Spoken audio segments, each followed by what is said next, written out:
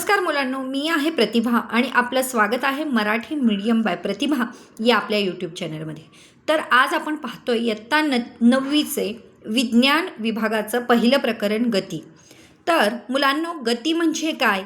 एखाद्या वस्तूच्या स्थानात आणि कालानुसार झालेले बदल म्हणजेच गती. एखाद्या वस्तूच्या स्थानात कालानुसार जर बदल होत असेल तर त्या वस्तूला गतिमान वस्तू असे म्हणतात. वस्तूच्या स्थानातील बदलाला गती असे म्हणतात. उदाहरणार्थ, धावणारी कार, उडणारे विमान, धावणारी रेल्वे आणि चालणारा मनुष्य. प्रश्न दुसरा, स्थिर वस्तू. स्थिर वस्तू म्हणजे काय? ज्या वस्तूच्या स्थानात कालानुसार बदल होत नाही त्या वस्तूला स्थिर वस्तू असे म्हणतात. उदाहरणार्थ, शाळेची इमारत आणि झाड. प्रश्न तिसरा, गतिमान वस्तू. गतिमान वस्तू म्हणजे काय? ज्या वस्तूच्या स्थानात काळानुसार बदल होतो त्या वस्तूला गतिमान वस्तू असे म्हणतात. उदाहरणार्थ, कार. प्रश्न पुढचा, अंतर. अंतर म्हणजे काय? वस्तूने केलेल्या प्रत्यक्ष मार्गाची एकूण लांबी म्हणजे अंतर होय. वस्तूने केलेल्या प्रत्यक्ष मार्गाची एकूण लांबी म्हणजे अंतर होय. त्याचं युनिट आहे S1 युनिट आहे मीटर. त्यालाच आपण स्मॉल एमने डिनोट करतो. प्रश्न पुढचा, विस्थापन. विस्थापन म्हणजेच काय? डिस्प्लेसमेंट. वस्तूच्या प्रारंभिक स्थानापासून अंतिम स्थानापर्यंतचे सर्वात कमी सरळ अंतर म्हणजे विस्थापन होय.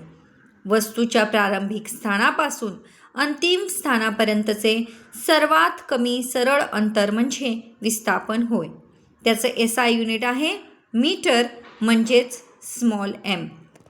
प्रश्न पुढचा, चाल म्हणजे काय? चाल म्हणजेच स्पीड. एका एकक वेळेत वस्तूने कापलेले अंतर म्हणजे चाल होय. एका एकक वेळेत वस्तूने कापलेले अंतर म्हणजे चाल होय. चालचं सूत्र काय? तर चाल बरोबर अंतर भागिले वेळ. SI युनिट आहे metre per second. Small M divided by small S. एकसमान गती. एकसमान गती म्हणजे काय? वस्तू समान वेळेत समान अंतर कापत असेल तर त्या गतीला एकसमान गती असे म्हणतात. उदाहरणार्थ, स्थिर वेगाने धावणारी रेल्वे. प्रश्न पुढचा, असमान गती. असमान गती म्हणजे काय? वस्तू समान वेळेत असमान अंतर कापत असेल तर त्या वस्तूला असमान गती असे म्हणतात. उदाहरणार्थ, वाहतुकीत धावणारी कार. वाहतुकीत धावणारी कार. आता आपण काही महत्त्वाची सूत्रे बघूया. चाल बरोबर अंतर भागिले वेळ. चाल बरोबर अंतर भागिले वेळ. अंतर बरोबर चाल गुणिले वेळ. अंतर बरोबर चाल गुणिले वेळ. वेळ बरोबर अंतर भागिले चाल. वेळ बरोबर अंतर भागिले चाल. काही लक्षात ठेवण्याच्या गोष्टी. गती ही वस्तूच्या स्थानातील बदलावर अवलंबून असते. गती ही नेहमी वस्तूच्या स्थानातील बदलावर अवलंबून असते. चाल ही अदिश राशी आहे. चाल ही अदिश राशी आहे. अंतर हे नेहमी धनात्मक असते. अंतर नेहमी धनात्मक असते. चालचे SI unit metre per second आहे. थँक्यू.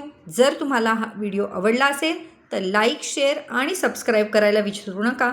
Thank you for watching.